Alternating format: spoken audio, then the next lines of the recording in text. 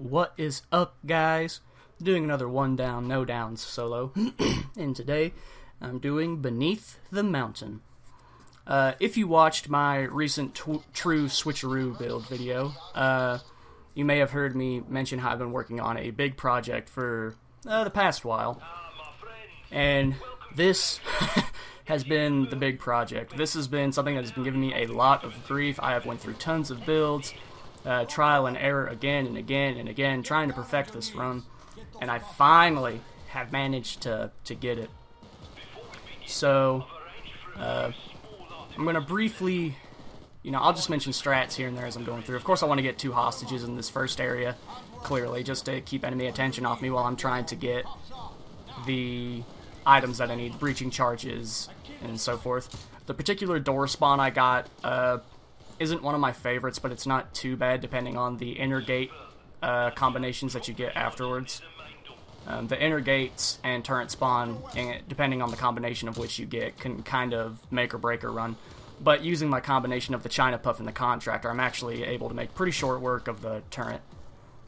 So it's not that bad so long as I can get good eyes on it. Initially, I was using Kingpin on this run, and I would consistently get pretty far. I'd got to the top of the mountain a few times.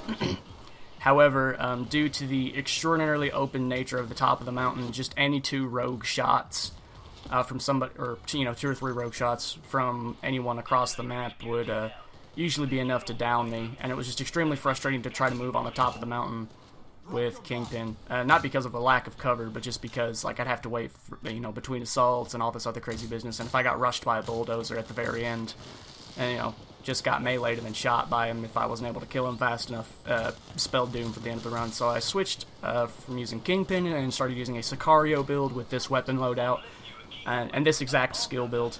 And Sicario was working pretty darn well.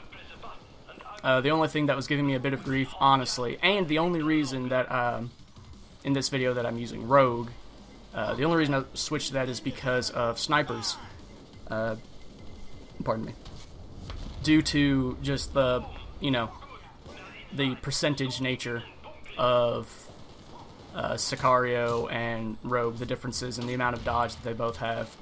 Sicario is pretty good for dealing with enemy units with, the Twitch card effect, as well as, the armor regen you get from dodging on shots. So pretty good for dealing with standard units. However, the dodge itself wasn't high enough to reliably protect me from snipers, especially if multiple snipers spawn at the top of the mountain, which spelled doom for me on a few runs as well. So I went from using Sicario to Rogue because I thought, well, I don't get the smoke, and I don't have, I don't have the injector, but my dodge percentage should be high enough to cover me as I'm moving from cover to cover, and I'll just play a little more careful, and I should be okay. So my gate spawn, I only had 1 gate spawn, which was incredible. I didn't have a turret spawn. Honestly, the turret spawn wouldn't have mattered. I would have just eradicated it. You can hide behind a corner and shoot it through the corner with the Contractor while the turret is unable to shoot you. So, although you don't see this, the turret wouldn't really made that big of a deal unless I had 2 gates spawn, and the turret spawned in the middle of the 2 gates where there was no cover. I also had a really good room spawn off to the side, so the enemies were filtering in through the opening in the mountain, but instead of the door being backwards where I had entered from, it was off to the side, so that's a pretty good spawn. This first part normally was the run killer. Just bad RNG would make it extraordinarily hard to move on to the next part. Not impossible, but I'd have to use more resources than I would want to, just trying to survive in this first part. Even though I have 2 converts here, when you jump into the airlock and the airlock closes, both of the converts would disappear. I'm hopping up and down behind that little wall since enemies aim at your head, and I'm hoping that they would, pay more attention to my converts than me and wouldn't aim at me since I was jumping up and down like a buffoon behind that pseudo bit of cover that I had there. So fortunately, I also had all my ammo stocked up. I'd only used 1 first aid kit in the first portion of this heist, which I was pretty happy about. I got a bunch of shield spawns down here, which was one of the better ones in my opinion. A quick China Puff shot will just eradicate all of them. I just run past all these doofs because I don't care. I want to go ahead and get the vault spawn up and going before I move on to the next part.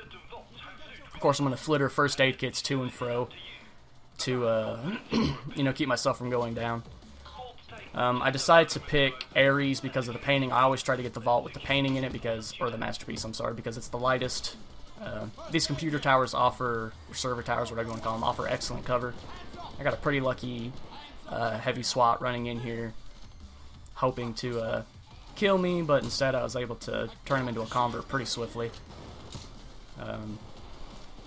Had a pretty good vantage point on both of the access terminals that the enemies could interact with in order to, you know, shut down the hack.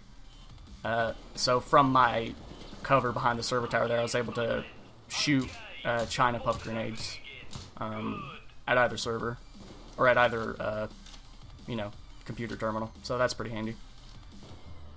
I also need to be careful getting too many converts towards the tail end of this part of the heist, because although when you go into the airlock in the first part of the heist, your converts disappear. When you go up the zipline, they do not. So if you have 2 converts when you go up the zipline, you're only going to have 1 convert, or you're going to have no converts when you get up to the top of the mountain.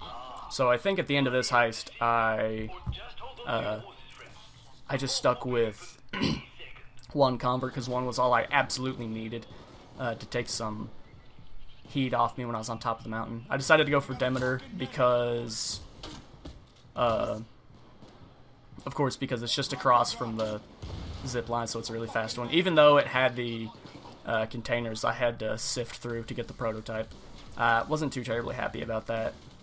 That's probably my least favorite of the spawns to have to run through in order to get an artifact, but it's not that big of a deal.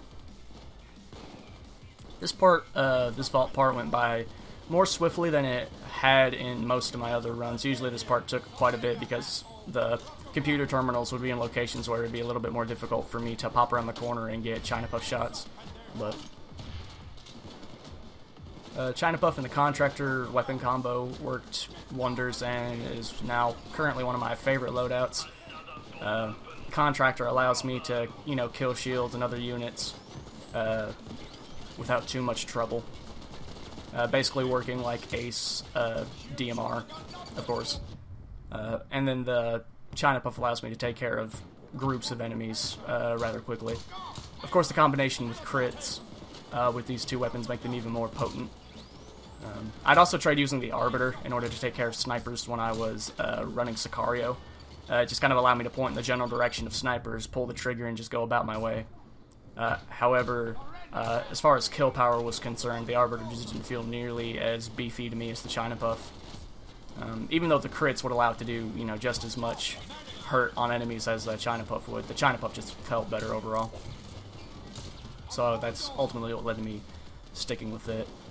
Even against bulldozers, this loadout is relatively good. Getting crits on dozer headshots with the Contractor eviscerates them pretty darn quickly. The rate of fire is just fast enough that you can kill them pretty reliably if you have some nearby cover. So at this part, I was just killing time, waiting for the assault to kind of go into fade. And I also wanted at least one of my converts to die so that I could move on to the next part, which is the only reason I'm even bothering to hang around. Of course, I have to be careful when I'm running around out here because I don't want to get cheesed by some schmuck. Because even though I am running rogue, it's just going to take 2 shots of being unlucky to go down. Thought this guy up here on the balcony was going to get me, so I just ran away. But the door opened, so I flittered back in here. Went ahead and got the masterpiece. Definitely picking this up because it allows me to run with the bag. Super duper handy. I kind of wish I would have been able to get this run with Sicario, but the snipers on top of the mountain just kept spelling doom for me over and over again, where otherwise I was in relatively good condition to, you know, just move how I wanted to. But otherwise, I think Sicario, you know, were it not for the snipers on the mountain, and just the, you know, getting the spawn where you have multiple snipers as soon as you get on top of the mountain. Had it not been for that, I probably wouldn't have ran with Rogue. But, I mean, Rogue works perfectly fine, nothing going on, absolutely nothing wrong with it, and I still enjoy using it. Essentially, it runs the same as Sicario, just without the smoke bomb utility. You can be a little more reckless, take more calculated risks. I wanted to be very sparing with my use of concussion grenades because I wanted to save them for the top of the mountain at the part where I needed to get into the helicopter. Because I knew that part was what I was dreading the most about this run. Because there are two endless assaults in this heist. There's one after you interact with the computer in the beginning part of the heist, and there's one when you hook up the helicopter fuel hose at the very end. Both of those will trigger endless assaults until the next part of the heist kicks in. Of course, once you get into the airlock, the assault phase will die down, and of course when you get into the helicopter the mission's over, so it doesn't matter post that. I managed to find the prototype relatively quickly. It made me happy. I only had to go through one thing of C4. Covering myself with another concussion grenade as I ran across here. Doesn't help with the dozers, but I don't have to worry about dozers as much when I'm running rogue. Thankfully, one of my my other heavy SWAT unit had died by this point, so I was able to just go ahead and ski-daddle on out of here. I actually lost a few runs, probably 2, on the zip line as I was going up. One because I didn't wait for my injector to recharge one time with Kingpin when I tried to go up and I just got eviscerated as I was leaving. And then the other time I was running Sicario, and even though I put down smoke and a first aid kit at the bottom of the zip line, it didn't matter because as I went up I got out of range of both of those and the enemies just tore me to shreds. In retrospect, in both of those situations I could have just saved the injector, or like waited to use the injector. Waited a few seconds until the injector was charged, sorry. And with Sicario, I probably just could have thrown the smoke at the enemy so their accuracy was decreased. But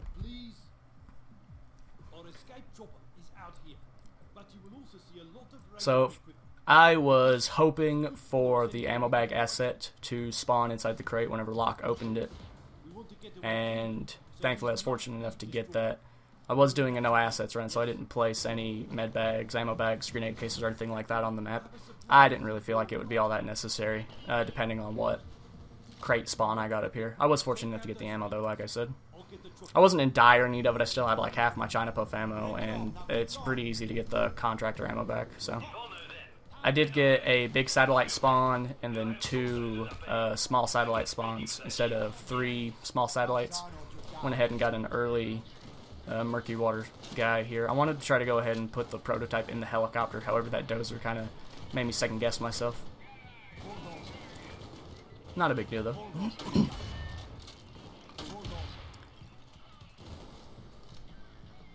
The big satellite spawn, of course, I know I made mention of that, but it didn't really matter all that much. I was pleased with my helicopter spawn. I definitely don't like the one that's over there on the cliff side that I'm facing currently. And the one to my left isn't bad because there's like a little hiding nook below it, but you do have to run up to the helicopter. So I did get fortunate with the spawn on top of the base. So I was able to do that. Of course, this building in here is a really good has a really good area to hide in.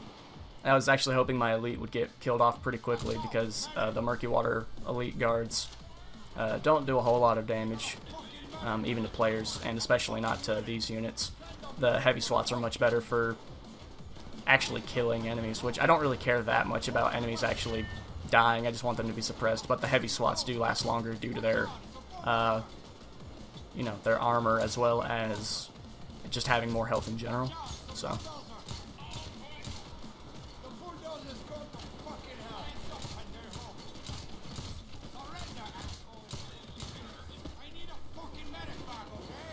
I was within range of my first aid kit, so even if I got killed right there, I would have been okay. I would have just hidden my corner for about 20 seconds until uppers recharged.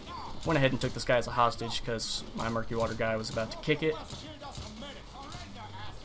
He hadn't even got a single kill at this point, which I thought was kind of funny. He did his job, though, protecting me and preventing me from being shot at for the most part. So I managed to get my heavy SWAT unit. He's going to be my buddy, I think, until the very end of this heist. I was waiting for the assault to fade out before I started to do any work. I definitely wanted to, you know, make as much use of that as I could. Thought this taser was going to spell doom for me, but I managed to get away from him with shockproof quickly enough before anything super seriously bad happened.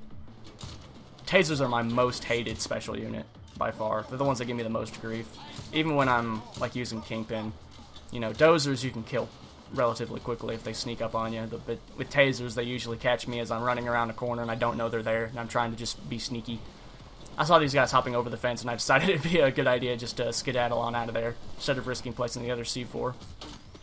Didn't want to blow the heist at this point, considering that only a small percentage of my runs had actually made it to, well, not a small percentage, but, you know, by the time I make it to the mountaintop, I'm getting nervous, and I want to go ahead and wrap the heist up and just get it over with since I'm so close. Since I had a pretty good amount of first aid kits remaining, I just decided to place them to and fro on the map. Considering that, well, like I said, I just have over half of them still remaining by the time I got to this part. I do poke my head up out of cover to take care of some of these murky water guys around the map, just to get rid of them. Don't want to deal with them. Saw the sniper laser and decided that I was gonna go hide. Some taser twins trying to ruin my birthday. Took care of them pretty quickly though.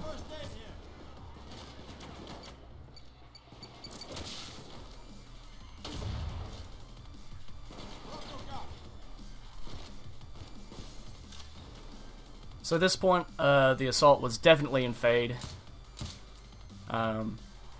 No other units were really spawning. I did want to go ahead and take care of this sniper though, just so he didn't cause me any grief. Went ahead and blew up this satellite, and then I think I blow up the other one. Yeah, I go ahead and blow up the other satellite and throw the prototype into the helicopter, run up to grab the second bag, and you know, some more C4 charges because you only get 4. So